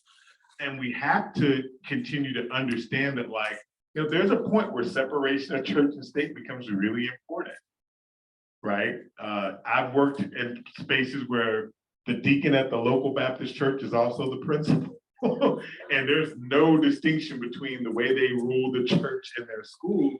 But from a legislative perspective, that's not right. And they have to know their boundaries and limits as well. Projection of fear yields patronizing. A good example of this, I was working in South Dakota, and there were two middle schools. In one middle school, the teachers wanted to teach comprehensive sexual health education to the students. One principal said, there's no way the parents would go for that, right? The dangerous P word. And that's what I mean by the projection of fear. You haven't done any research. You just said parents will never go for that. Guess what? The other principal at the other middle school said, I'll let you send out a survey to the parents. 90% of the parents wanted their kids to get comprehensive sexual health education. We don't know if we don't ask the question. And now the P word is parent rights. It's thrown around like all parents have the same opinion. That's what we have to begin to do. Are we actually asking parents what they think about these issues? And principals and school districts will throw out, parents will never go. What do you have that suggests that that's the case, right? We got to ask them for evidence because they throw that and it's really they're afraid. They don't have any evidence. And then hate and bigotry does exist. So I wanted to put that there because there are people, to your point, that are not going to necessarily change. And I think we have to not put our energies in that direction. There are people that will listen, that will have conversation. And those are the people that you can get to shift a little bit. And then finally, here's some strategies I have, right? Weaponize the mission. Every school has some mission statement. At whatever high school, we believe that all students should have an equal, fair education where kids learn and are excited. You take their mission statement, and when they're not being fair to your trans and non-binary kid, you're like, well, this says all kids at the school will be able to learn and thrive and be excited to go to school. Well, my kid doesn't go to school because they're afraid. So you're failing in your mission. These are your words, right? So you put their own words against them and say, hey, I don't think this is really working, or this doesn't apply to my school. Or maybe you should add, except for transgender and non-binary kids. Like add that to your mission. If you're going to agree with that kind of treatment is okay, explicitly state it in your mission. So you let parents know this is not a school where they're going to feel safe. 2, know you are right, know your rights. Title IX, which I won't get into detail about, is a broad interpretation I heard you talking about the other day of not just biological sex, but gender identity. And so legally, in many spaces, Title IX protects non-binary and trans people because it is gender identity discrimination. So bring up Title IX. They get scared when you know your laws and your legislation. Parental rights for all means all. By saying that, don't let people throw around parental rights as if it's just the right thing, right? You have parental rights as well for protecting your trans and your non-binary kid. Not only your kid, but other kids in the school. So principals listen to parents, right? And I think sometimes we just have to be more vocal. My kid's not learning. This is a problem. They have to be accountable and responsible to you, because guess what? If you go to the district and say that they dismissed you when you brought up a concern about your kid, that doesn't look good for the school. And I think we have to do, I mentioned bullying the bully earlier. I think that's what we got to do as a community, right? Because right now we're getting bullied a lot. And I think we have to know we're right and actually do a little bit of bullying back. Relationships over rhetoric, that's the point about sometimes you can't win an ideological argument with someone that's a bigot. So it's about having that relationship where they actually understand and know that you're advocating for kids. I like this one, meet people where they are, but push them to move to equity. So it's not saying you don't know what cisgender is and that's okay. It's building a relationship with them so that you can get them to a place where they actually are concerned about that. And we do that through relationship building. Stop trying to change hearts and minds, appeal to outcomes. So there were a number of statistics that were mentioned last night, right?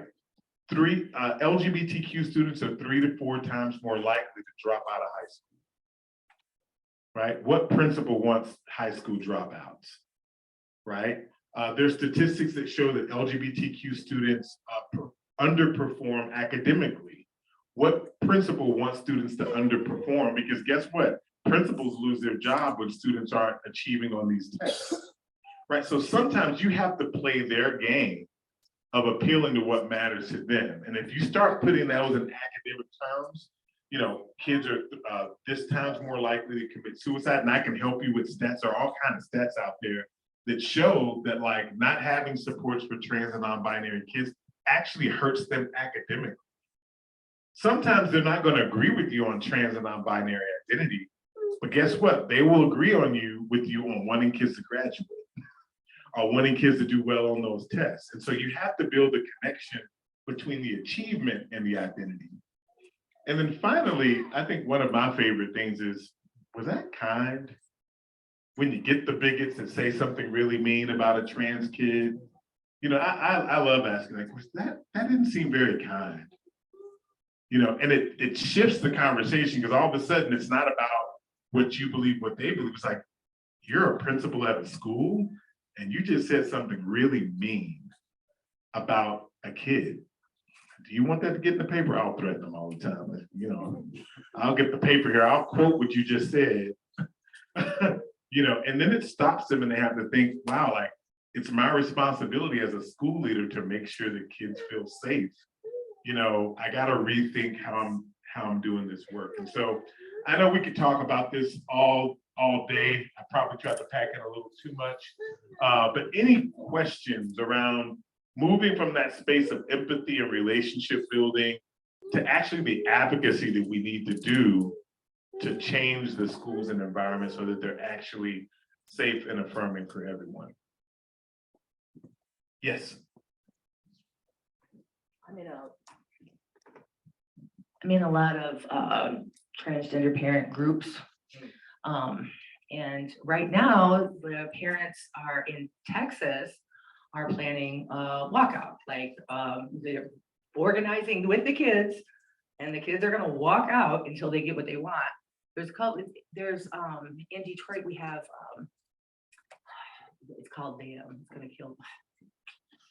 So anyway, there's kids already, they're organizing for things, but that, making sure that they know that they got the power and that they can organize, seems to be really, really important. That's what, I haven't heard anything coming out of Florida. I should look, but if either people are leaving Texas because it's so bad, or they're organizing the kids, like, and that's very important.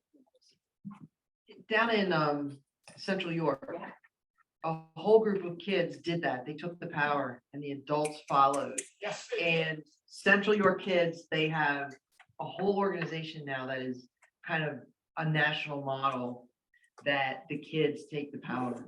And we have to trust that the kids can lead us. Yes. I think this is a time where kids can lead us, and let's get behind them. Midterm election. Statistics show that if it weren't for Gen Z voters, our election results would have gone in the exact opposite direction. Absolutely. Gen Z voters completely swung our voter outcome. Well, and I was saying with that analogy about why we should be inspired, is the reason we're getting the pushback is because they know Gen Z is coming around the corner and they're trying to stabilize all this stuff now because they're not winning with that population. These kids are much more open-minded, much more willing to step out there and do what they need to do. And I like the idea of allowing them to lead and us getting behind them. But I would like to see more parents, more educators involved in that. And my daughter's 34. I don't have any kids in school, but guess what? I volunteer for a local school board. I'm board chair of a local literacy organization. So you don't have to have a kid in a school to be an advocate for education in your city or in your town.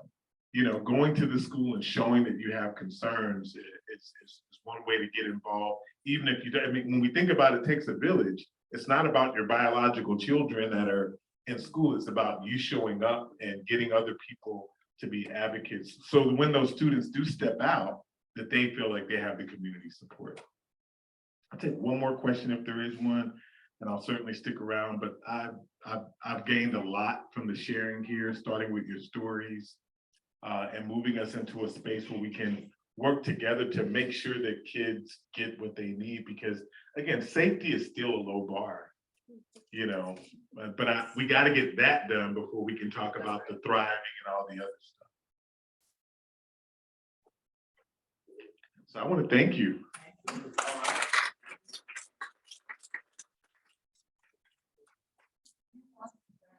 No, feel free to keep it. No, it's okay. I mean, I just don't throw it on the ground somewhere, but if you want to keep it, certainly do. Braveeducator.com is where you can find the books and this t-shirt, and I have a podcast where I talk about a lot of these issues. For those of you that are young people here, I rap and make music, so that's there as well. I did not, I should have brought stuff, but I wasn't thinking about, you know, promoting myself, except like you want to just go to the site and get stuff. Yeah, I know.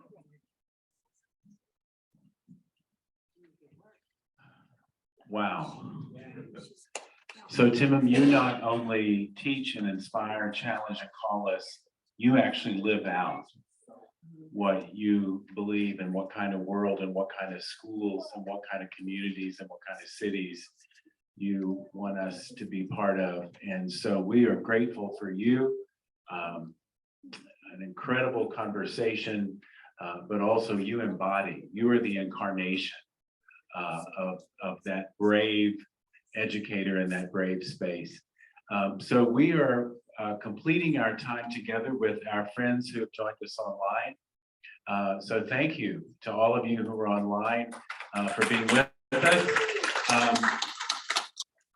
In a sense, you were a cloud of witnesses, all those folks online, because you gave us strength to keep the conversation going, and your questions and contributions made a difference inside this room here at Kirkridge. We want to certainly acknowledge our team. Jesse and family will be leaving tonight because Jesse is preaching tomorrow at their home church. Jesse, we are so grateful for you, and yes, absolutely. And we're so grateful that Trudy and Marion were here to offer ASL interpretation. And I know this, they drove at least 3 or more hours.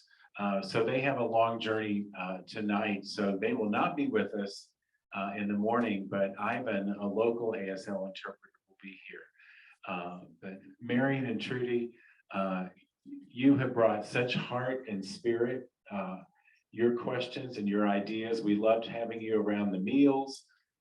You taught us so much in addition to helping C3 and others make sure that we understand the value of language in all its nuances. A special thank you certainly to our 3 keynote speakers, Aaron and Sue and Timon.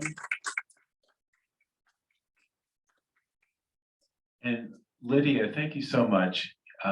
You know, when I say Timon embodies the kind of world that he wants to have for all persons, you certainly do. So thank you for being the director at Kirkridge. You are loved, respected, and appreciated, and you helped bring Detroit in the house. So thank you, thank you, thank you. So in a moment, we're heading over to dinner.